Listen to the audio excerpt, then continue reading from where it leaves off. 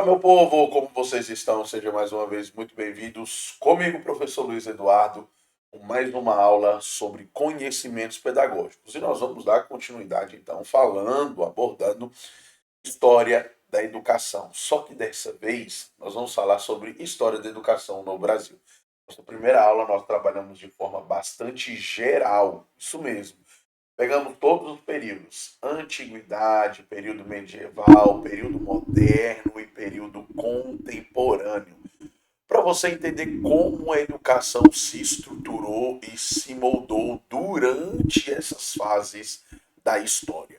Agora nós vamos trabalhar a parte que mais cai, a parte que mais aparece, que com toda certeza é a história da educação no Brasil. Então, eu vou fazer para você aqui um resumo dos períodos, como é dividida a história da educação no Brasil, para que você possa entender. Então vamos lá? Vem comigo aqui na tela. Olha só. A história da educação no Brasil é dividida em alguns períodos. O primeiro período aqui nós chamamos de período colonial. Esse período colonial ele vai de 1500 até 1500, 1759, que é o período onde nós temos a inserção do método tradicional no Brasil, método tradicional de educação, que era baseado nos ensinamentos da escola de Inácio de Loyola, mais conhecida como jesuítas. A escola jesuíta tinha como base a Ratio Studiorum, que era um documento que organizava como as disciplinas, era uma espécie de currículo, como as disciplinas deveriam ser ministradas a esses alunos. Organizava o sistema educacional jesuítico. Então era baseado na Ratio Studiorum. Você tinha disciplinas que deveriam, então, que eram obrigatórias a serem ministradas para esses alunos, como gramática, como oratória, como retórica e assim sucessivamente. Então a responsabilidade dessa educação ela é jesuítica. Foi da escola de Inácio de Loyola. Falamos do período colonial, estamos falando dos jesuítas. Depois nós temos o período pombalino. O período pombalino é o período com Marquês de Pombal. Aqui nós vamos ter a educação laica, sem a interferência, da religiosidade.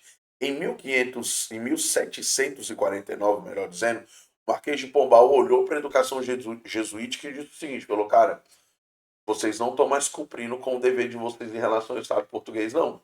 Tá rolando mais não. Vou expulsar vocês e vou, então, modernizar a educação brasileira. E aí ele expulsa essa galera e faz, então, as suas reformas. Uma das reformas mais significativas é justamente a educação laica, livre da interferência direta dos jesuítas, livre da interferência religiosa. Agora, essa educação ela vai estar direcionada aos interesses da coroa portuguesa. Interesses esses que, segundo Marquês de Pombal, já não eram mais cumpridos pelos jesuítas. Então, por isso que houve essa ruptura entre os jesuítas e o Marquês de Pombal e, consequentemente, o governo português, o Império Português. Depois disso, nós vamos ter, então, o próximo período, o período joanino. O período joanino ele vai de 1808 a 1821. Tá? E aqui nós temos questões muito importantes relacionadas à educação. Criação de escolas militares, escolas navais, da Biblioteca Real, liberdade de imprensa. Tá? Então, o período joanino ele é muito característico pela criação de modelos escolares. Tá? Modelos escolares. Ou modelos educacionais.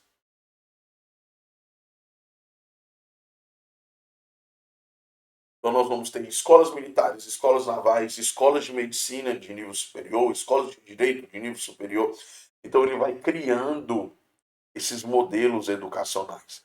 Eles vieram para o Brasil a partir de 1808, fugindo das guerras napoleônicas. Então, Dom João Pegou toda a máquina pública portuguesa, veio para o Brasil a fim de fugir das guerras napoleônicas e então modernizou também a educação brasileira, trazendo esses novos modelos educacionais. Depois nós vamos ter o período do Império,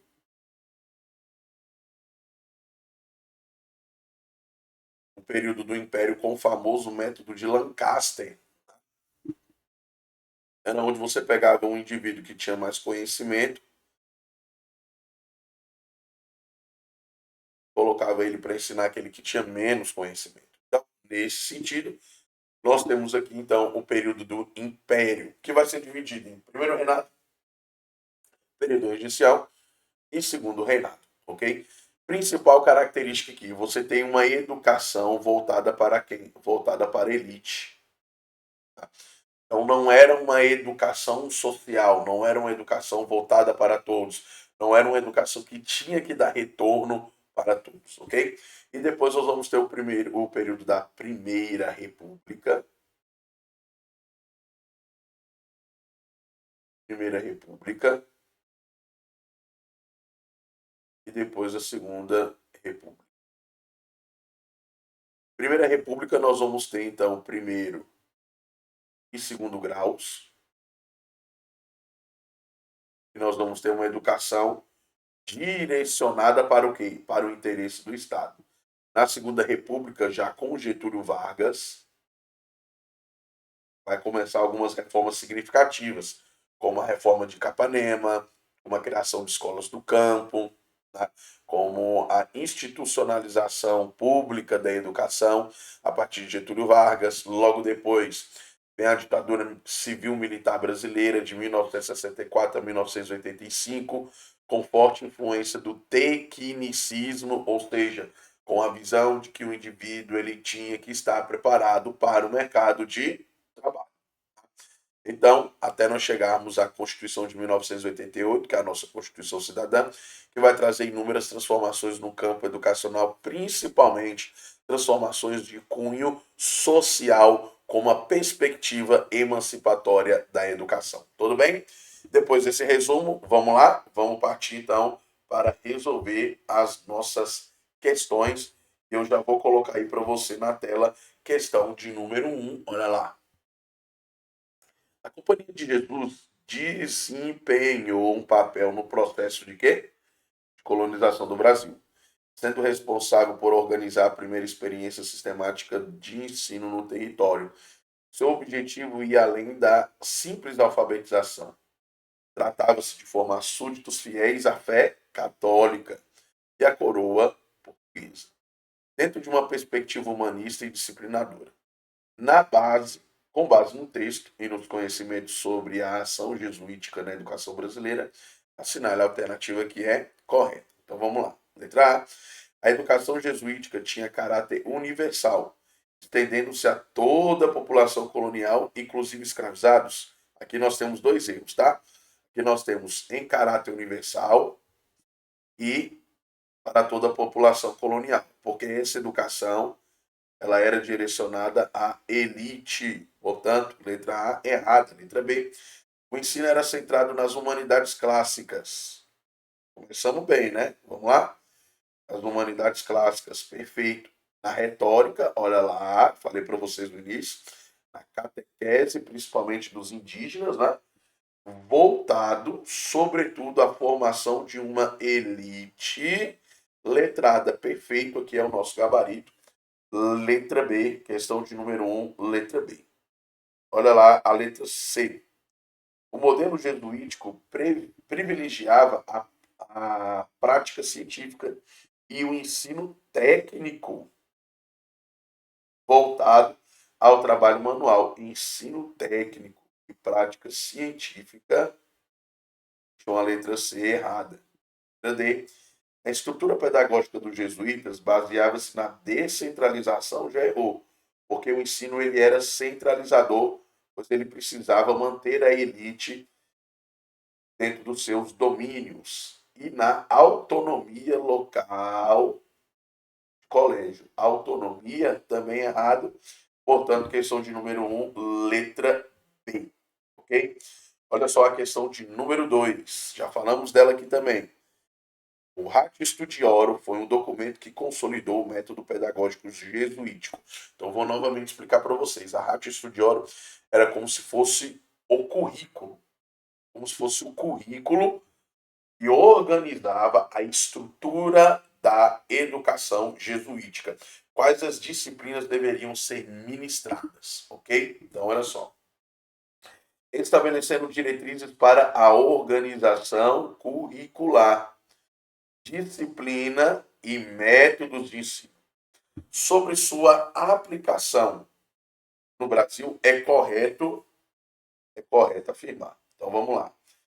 Garantiu educação obrigatória e gratuita para todos os súditos da coroa. Obrigatória e gratuita para todos os súditos. Para todos os súditos do parelite.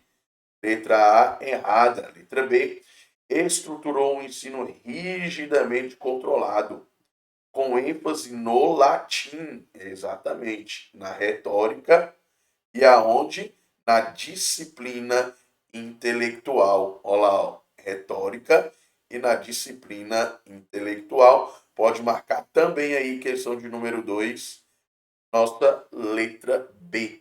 Então, 3. Rompeu com a tradição humanista? Não rompeu com a tradição humanista, não. Pelo contrário, estava unido à tradição humanista que surgiu no período da modernidade.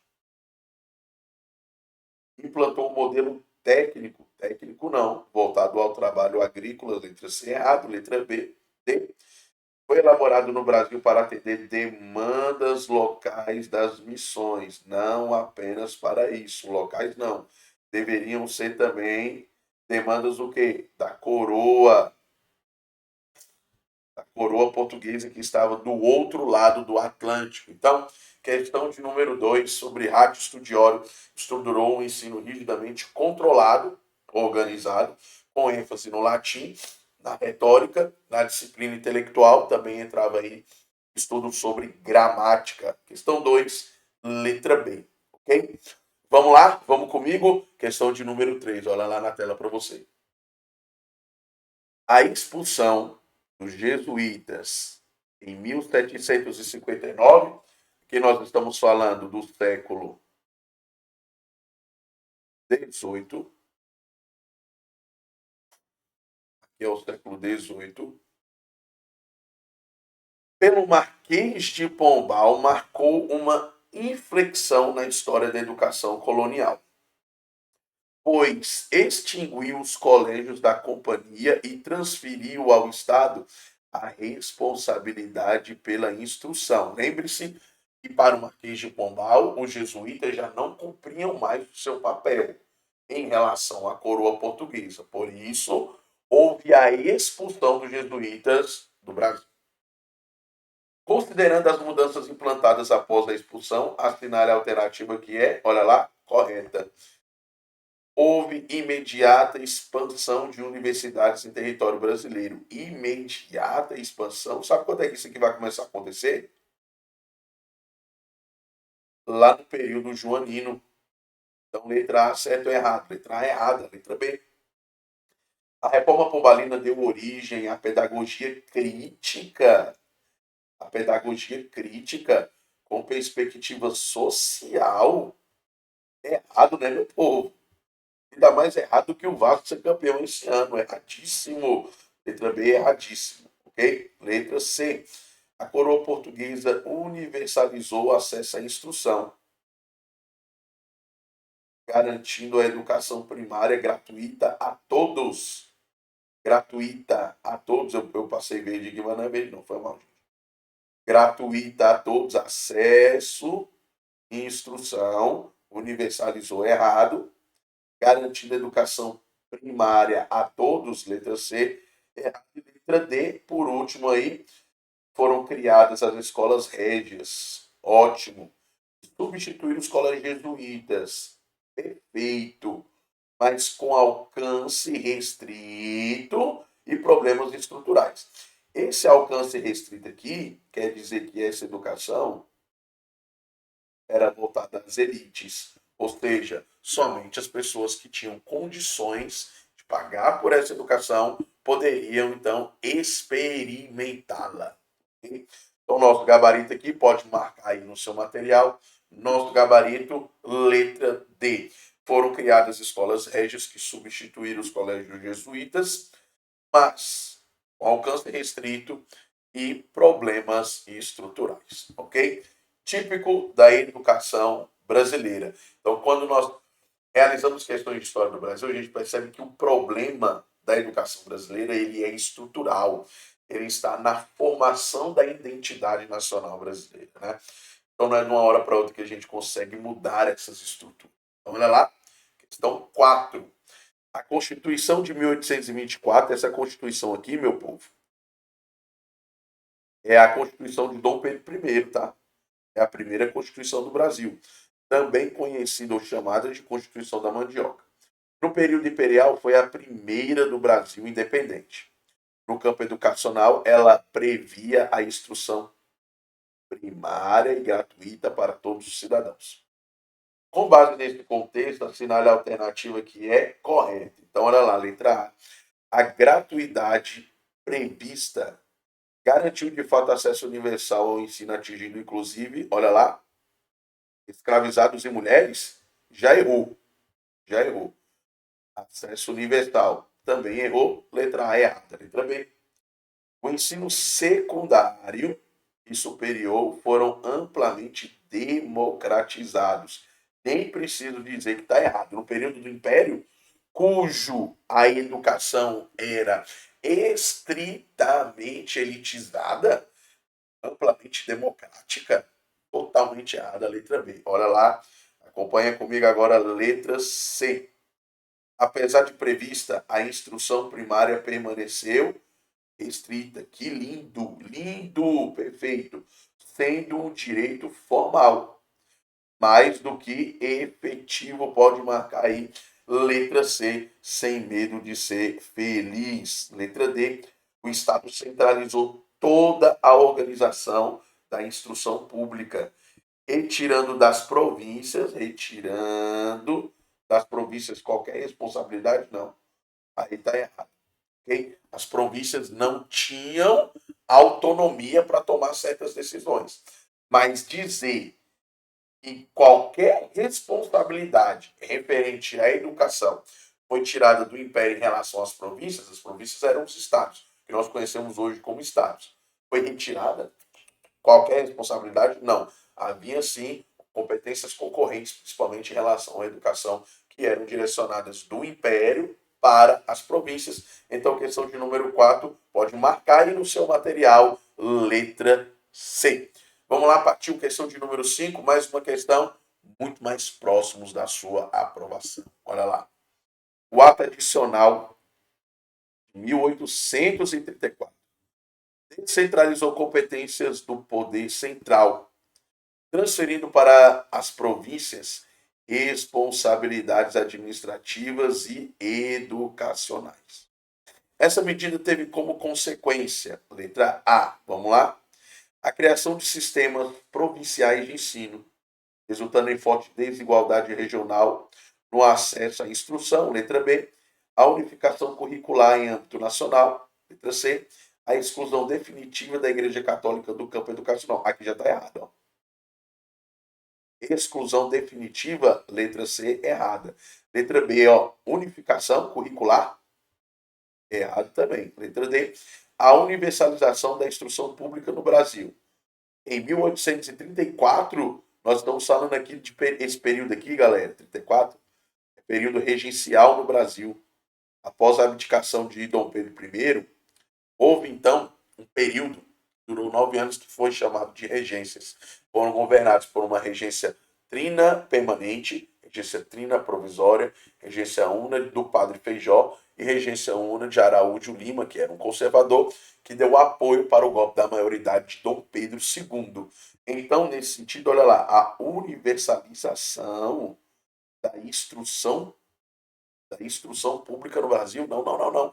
Completamente errado. Completamente errado. Então, qual pode ser aqui o nosso gabarito? Obviamente, letra A, criação de sistemas provinciais de ensino.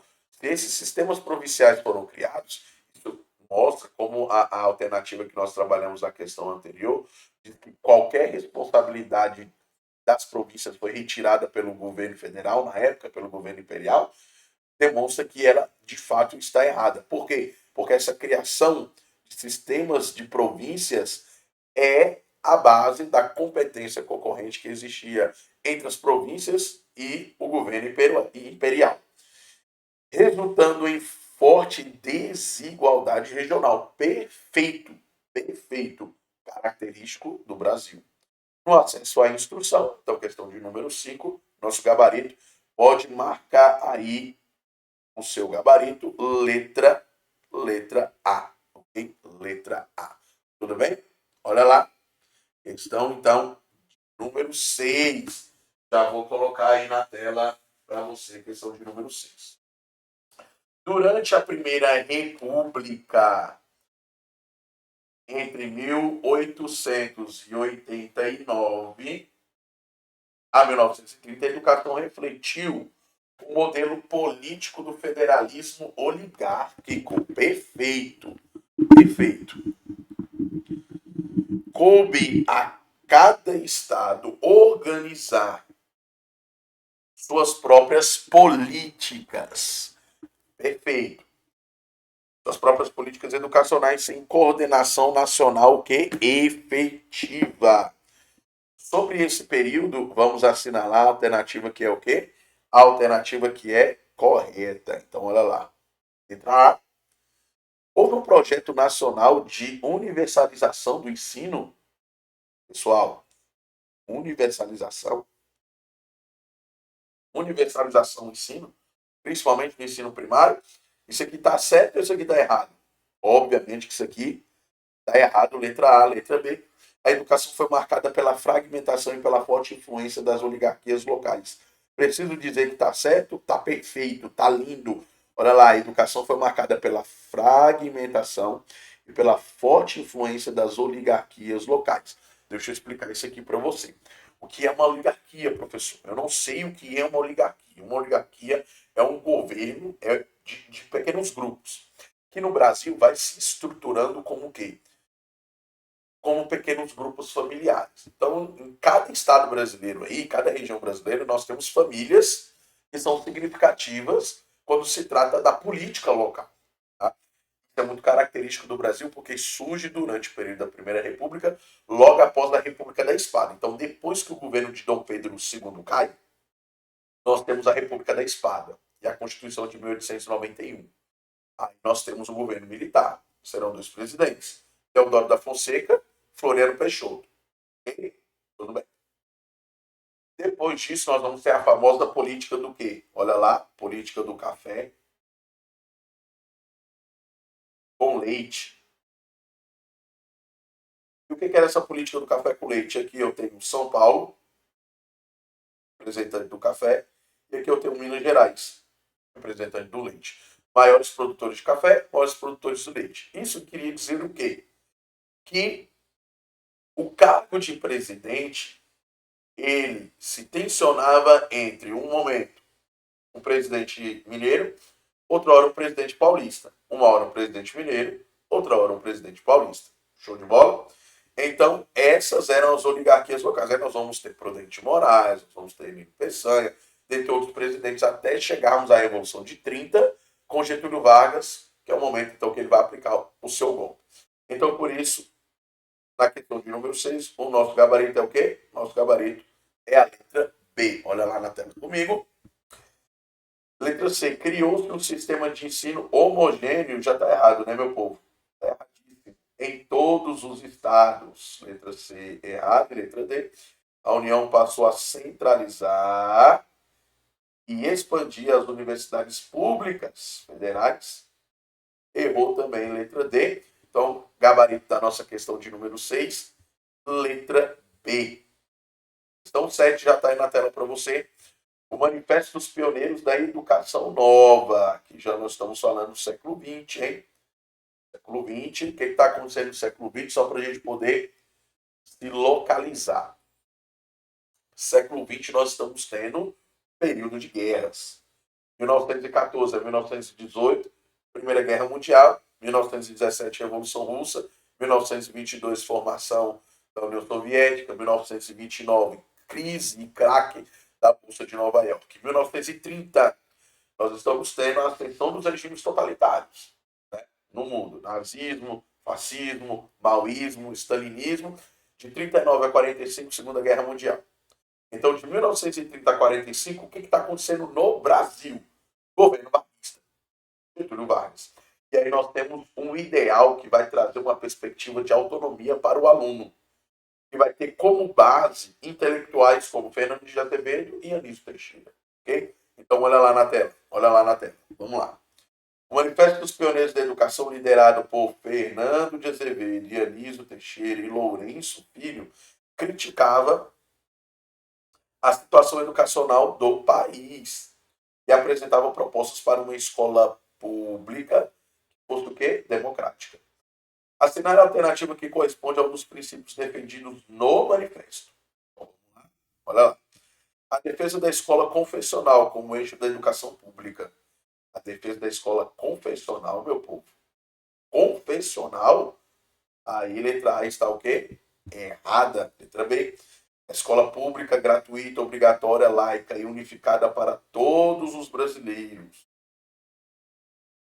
Esse era um pedido do Manifesto dos Pioneiros da Educação. Então pode marcar aí letra B, escola pública, gratuita, obrigatória, laica e unificada para todos os brasileiros. Essa era a reivindicação do Manifesto dos Pioneiros da Educação Nova no Brasil. C. Ensino profissionalizante, obrigatório como substituto da escola primária. Substituto da escola primária não, letra C errado. E letra D, supremacia da iniciativa privada na condução da educação nacional. Letra D, errado também, porque essa não era uma perspectiva da educação nova. Então, questão de número 7, letra B, pode marcar aí no seu material. Questão de número 8, Getúlio Vargas, ó lá, ó. O Estado Novo de 37 a 45, Estado Novo é o período, pessoal, da ditadura varguista. Okay? Liderado por quem? Por Getúlio Vargas, foi marcado por forte centralização política e ideológica. No campo da educação, essa centralização se traduziu em medidas de controle e no uso da escola como instrumento de nacionalismo. Assinale a alternativa, então, correta. Vamos lá? A educação passou a valorizar a formação crítica. Se a perspectiva era nacionalista, era de quê? Era de fortificação.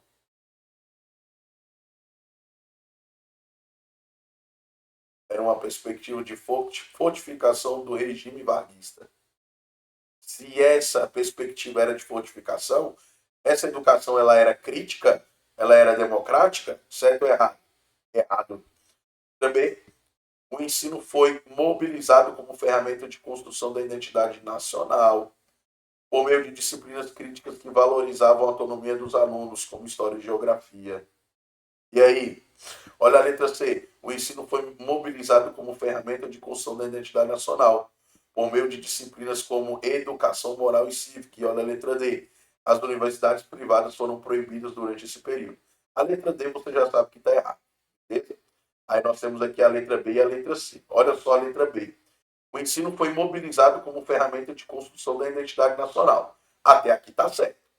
Por meio de disciplinas críticas, aqui está errado. Que valorizavam a autonomia dos alunos, aqui está errado. Como história, errado. E como geografia, errado. Letra B, errada. Ok? Por quê? Porque não era uma perspectiva, não era do interesse do regime varguista ter uma educação que fosse o quê? Crítica, emancipatória. Né? Então, letra C aqui é o nosso gabarito. O ensino foi mobilizado como ferramenta de quê? Construção da identidade nacional por meio de disciplinas de quê? De educação moral e cívica. Pode marcar aí letra C, questão de número 9. Olha lá na tela. Durante a ditadura militar de 64 a 85, a educação foi marcada por políticas autoritárias e por reformas estruturais que buscavam alinhar a escola às necessidades do regime. Então, vamos assinalar a alternativa que é correta. Tá? A Lei 5.692 de 71 reformulou o ensino de primeiro e segundo graus. Vou dar lá. Primeiro e segundo graus, tornando obrigatória a personalização no nível médio. E aí? Letra B. Regime militar incentivou pedagogias críticas. Aqui você já sabe que está errado. Incentivou pedagogias críticas. Pedagogia crítica, nós estamos falando de Paulo Freire. E Paulo Freire foi perseguido durante o regime militar, então letra B errado. Letra C. As universidades gozaram de plena liberdade acadêmica? Não, gente.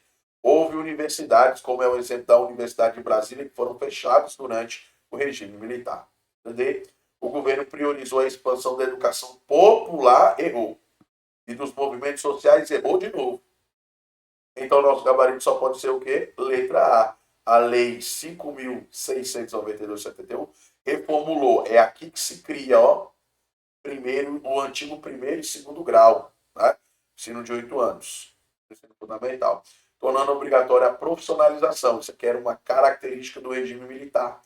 Profissionalização aqui era no sentido da influência o quê? Tecnicista.